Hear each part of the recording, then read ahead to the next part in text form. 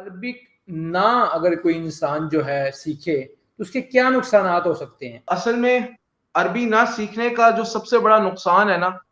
وہ اگر آپ غور کریں وہ یہ ہے کہ دیکھیں ہم مسلمان ہیں اور ہمارے پاس اللہ کا کلام موجود ہے، قرآن کریم موجود ہے، اور اگر ہم اللہ کا قرآن کریم، اللہ کا کلام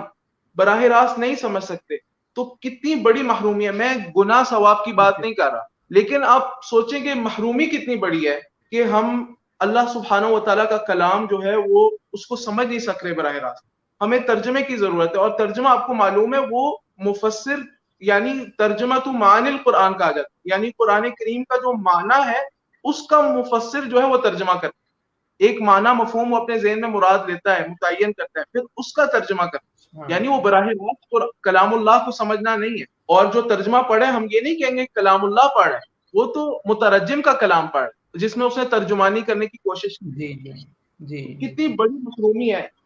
امام طبری رحمہ اللہ کا قول بہت مشہور ہے، وہ کہتے ہیں کہ انی لاعجب ممن یقرأ القرآن ولم يفهم معانی کیف یتلذذ بقراءتی، کہ مجھے تعجب ہوتا ہے اس شخص پہ جو قرآن کی قراءت کرتا ہے، قرآن کو پڑھتا ہے، ولم یفهم معانی، اور اس کے معنی کو نہیں سمجھتا، کیف یتلذذ بقراءتی، وہ قرآن کریم کی قراءت سے لذت کیسے حاصل کرتا ہے، یعنی مجھے تعجب ہوتا ہے۔ تو کتنی بڑی محرومی۔ دوسری بات آپ یہ دیکھیں، جیسے آپ نے بات کی کہ ہم انگریزی زبان کو فوقیت دیتے ہیں اپنے روزمرہ کے استعمالات میں، اور انگریزی بول کر فخر محسوس کرتے ہیں، حالانکہ عربی زبان ہمارے دین کا حصہ ہے اور ہمارے شعار میں سے ہے، ہمارے دین کے شعار میں سے ہے، یعنی علامات میں سے، مسلمانوں کی پہچان ہے عربی زبان۔ تو اس کو ترک کرنا اپنی پہچان کو ختم کرنا ہے، اور کوئی بھی قوم اپنی پہچان ختم کرنا پسند نہیں کرتی، وہ ذلیل ہو جاتی ہے وہ قوم جس کی پہچان ختم ہوتی، اس کا امتیاز باقی نہ رہے۔ اور پھر سب سے بڑی بات یہ ہے کہ اگر آپ عربی زبان سے منقطع ہو جائیں گے، عربی زبان آپ نہیں سکھائیں گے اپنے بچوں کو اور عربی زبان کو اہمیت نہیں دیں گے، تو پھر کیا ہوگا، آپ جو ہماری جو اسلامی تراث ہے، جو ہمارے اسلاف کا ورثہ ہے،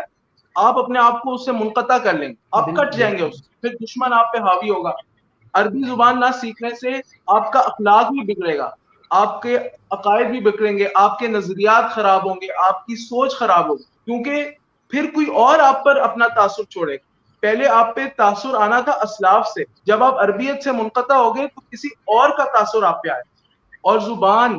سبحان اللہ سب سے مؤثر ترین ذریعہ ہے کسی قوم کو متاثر کرنے کا۔ اگر آپ اس کی زبان بدل دیں، آپ نے اس کی پوری تاریخ سے منقطع کر